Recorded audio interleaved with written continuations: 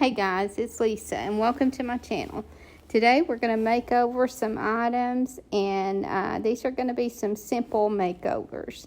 But I had these items that I needed to get out in the store, so I wanted to just do some quick painting and making them over.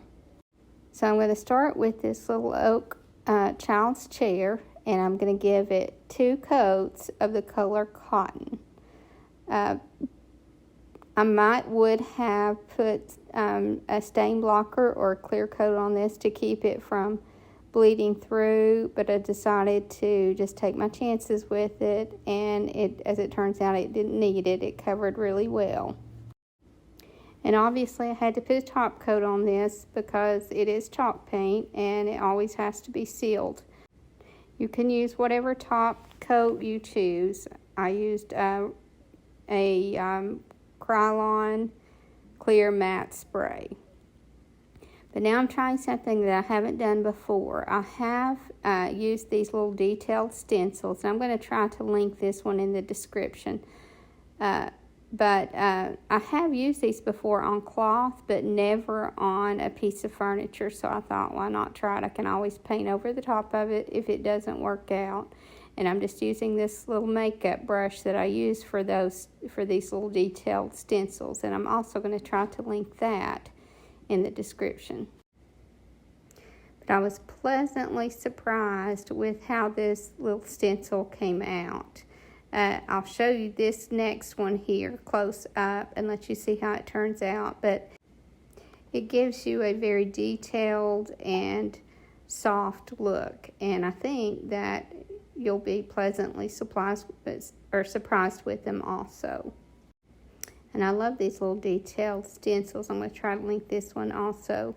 It's a little harder to find the detailed stencils, but it really works well with this kind of stenciling.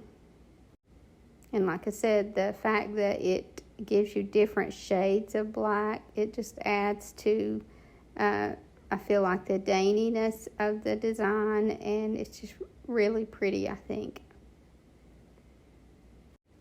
And I think this would be really pretty in color, but I only have black and brown stencils right now. I do have some more, or stamp pads. I do have some more ordered. I decided here that I wanted to put some on this leg as well. But I have some colored ones ordered, but they're not StazOn, so I'll see how that works. Probably will be fine as long as I seal it afterwards. And I did do some light distressing on this and clear coated it, obviously. And then that's all that I did to that chair.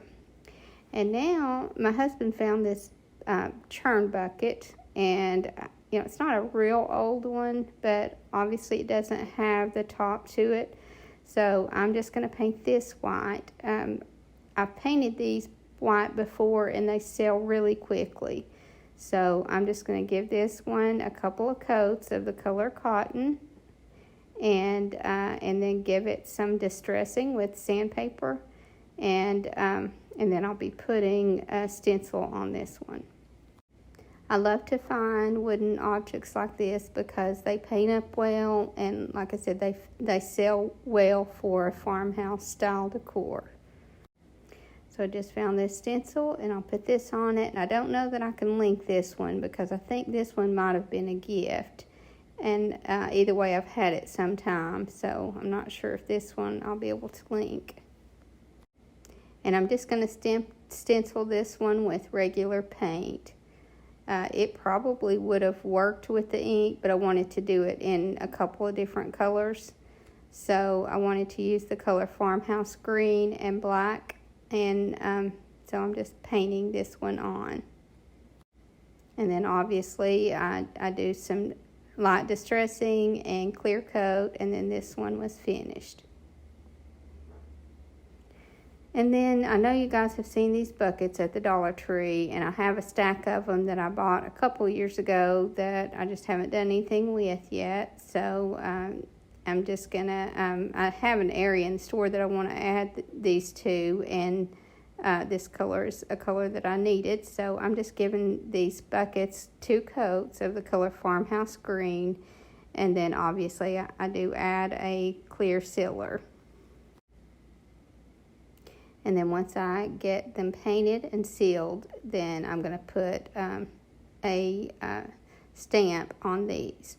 Now you could clear coat after you add the stamps on all these pieces. I don't usually bother because I don't feel that it's necessary, but if you do, then just go ahead and spray a little bit over that stamp also. And now for these stamps, this is the set called Crockery stamp, and I think this one's an IOD stamp. It could be redesigned. I'm pretty certain it's an IOD stamp, and it's called Crockery, and I use these a lot also. So I just put 4 different stamps on these so that when you turn them both ways, both sides will be decorated. It's just kind of a simple thing to do to make sure that both sides look good.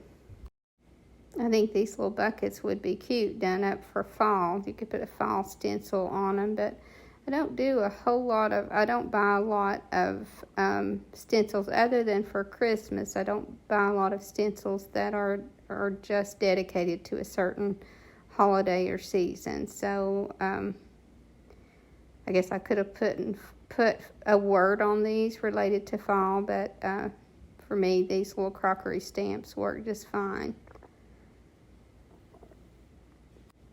And like I said, I have several of these, so I'll probably, for the rest of them, decorate them somehow for Christmas, because I think I can come up with several ideas to do that.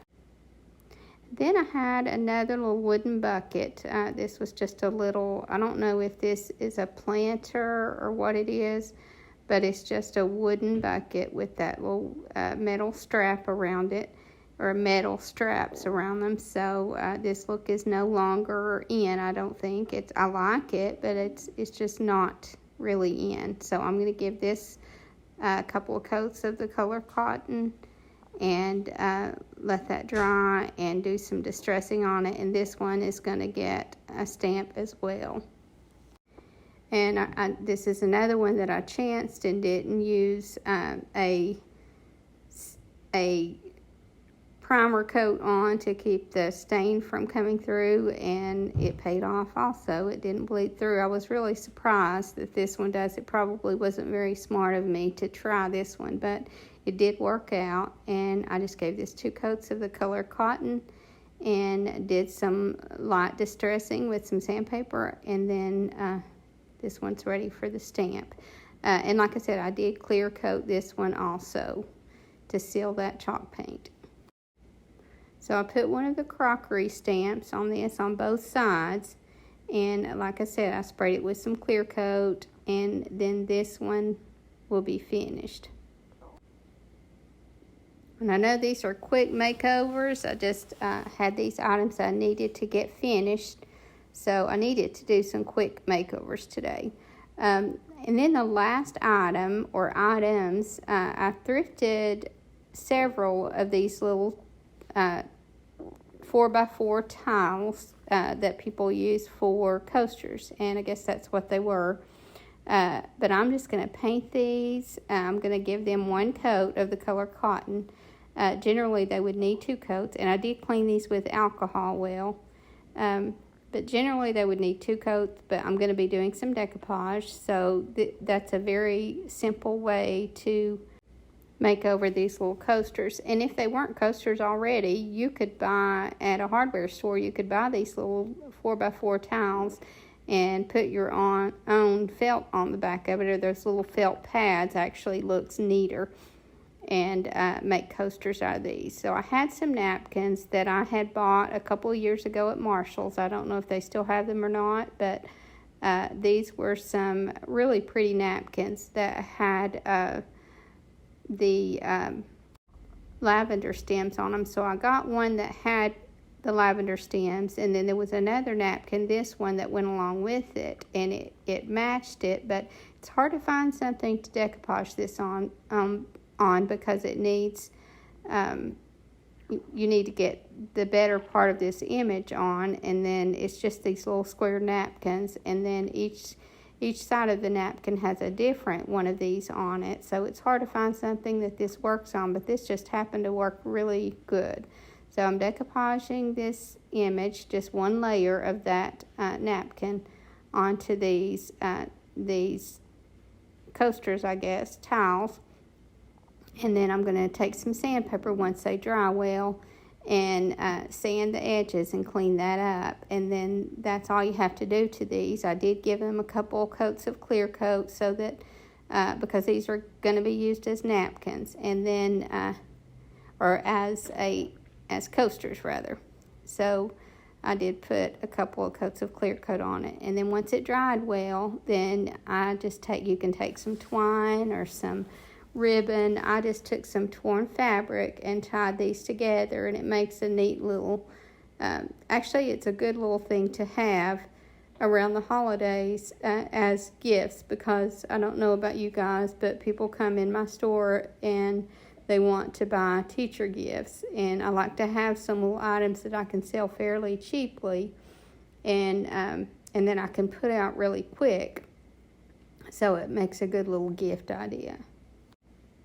And then here are all the items that I made over, and like I said, I'm sorry these weren't very detailed. These were just kind of quick, but sometimes it helps to have some items like this that we can, especially if you have a store or booth, that you can kind of fill in with. I hope you guys enjoyed this video, and I hope to see you in the next. Thank you so much for watching. Have a great evening, and God bless you and your family.